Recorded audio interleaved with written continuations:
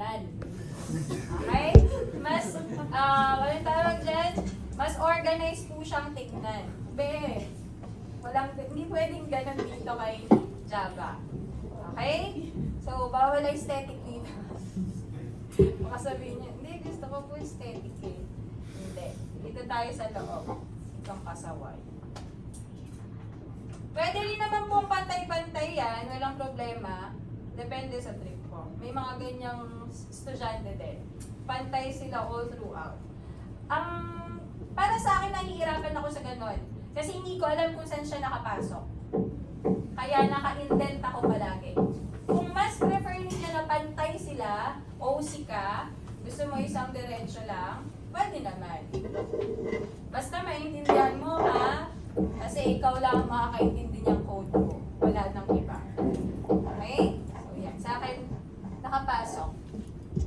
So dito, lalagay ako ng statement. Umpisahan natin sa hello world.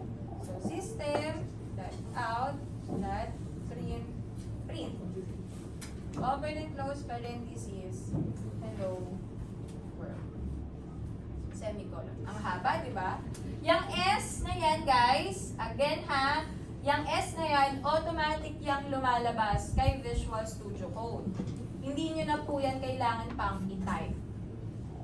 So, system.out.print, double quote, hello world, semicolon. Haba, di ba?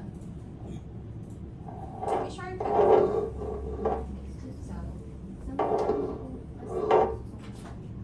Sige. Si Mother Lily pala to. Si Mother Moon. Okay?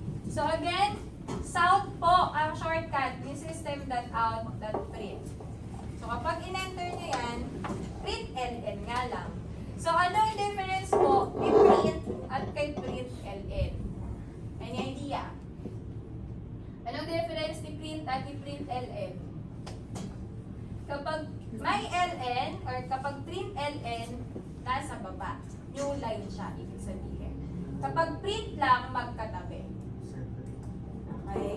Separate line siya, new line. Kapag print parehas ang ginamit mo dito, tapos naglagay ka dito ng hi world. Magkatabi si hello world at si hi world kapag ni-run natin siya. So, paano ang pag-run? Right click, hanapin nyo lang yung run Java. Or pwede rin ito. Okay, pwede rin yung run na yan. Pero mas nasanay kasi ako dito. Run Java. Ayan. Hello world, hi world. Naka-print kasi tayo. Magkatabi sila. Kapag ginamit natin ng print ln, lamig. Lamig ko. Bumubulong pa kayo. Ayan. Hello world, hi world. New line. Okay? Gets? Pwede rin naman guys, na isa lang yan. Isang statement lang silang dalawa.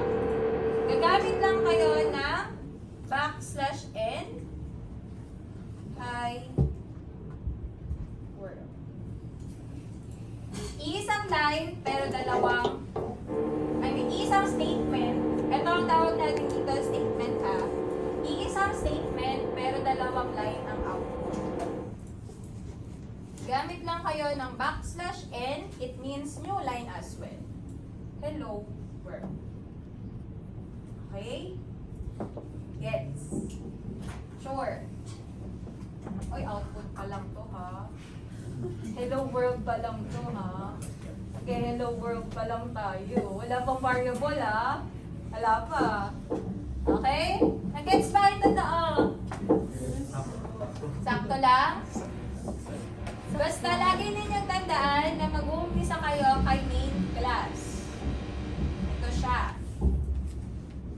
After that, main method. After that, statement na sa loob. Okay? Ngayon, pag-declare tayo ng variable. Tanggalin ko muna to. kailangan muna natin gawin, mag-declare ng variable na may value na 5. Okay? Halimbawa, gusto kong ilagay si value na 5 kay variable na 1. Anong data type ang gagamitin ko? Ano? Again, ulit. Gusto kong ilagay yung value na 5 kay variable na 1. Anong data type ang gagamitin ko? Integer. Kasi si 5 ay whole number. So, paano ko siya i-declare dyan? Ano? If space num1 equals 5.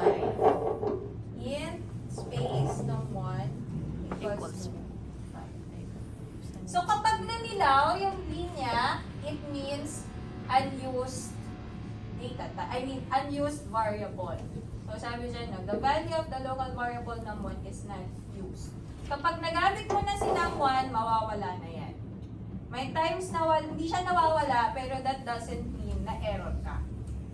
Okay? Sabihin lang nun, may towback si Visual Studio ko. Okay? So, gusto kong i-output si 5. Paano ko i-output si 5? Yung value na 5. Paano? Ano?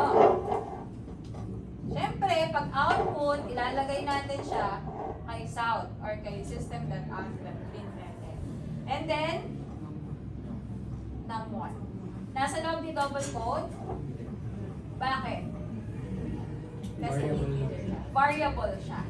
Okay? Kapag nilagay mo siya sa loob ni double quote, mako-consider siya as string. So, ang i-output natin dyan, literal na num1.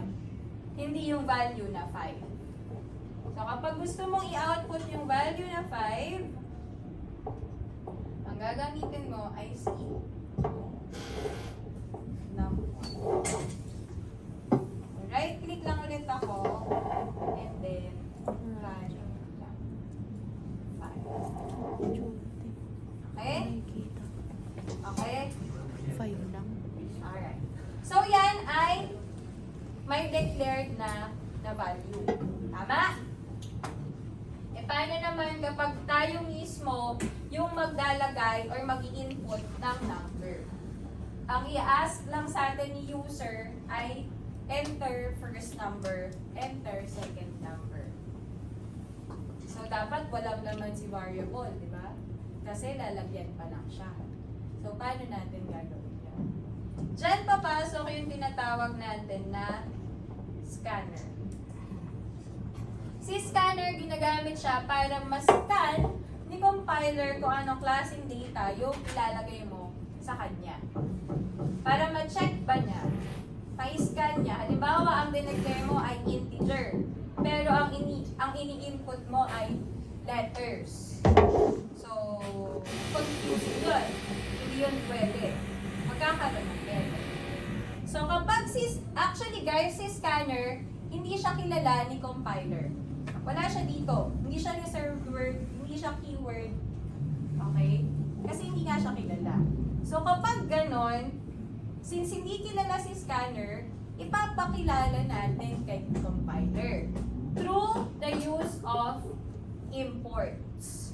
Ano po ba ang ibig sabihin ng import sa basketball? Ano?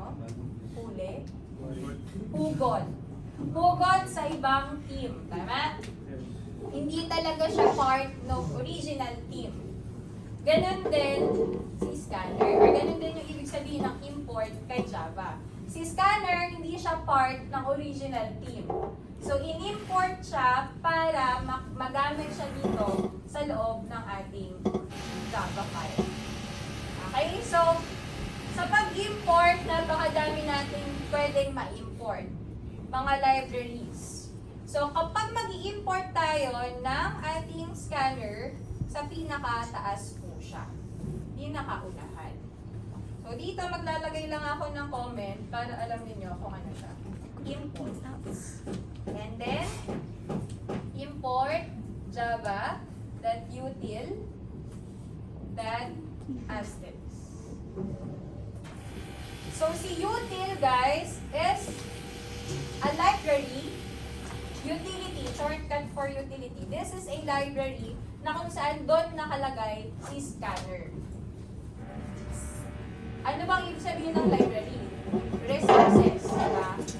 Reference, resources si library. Ganun din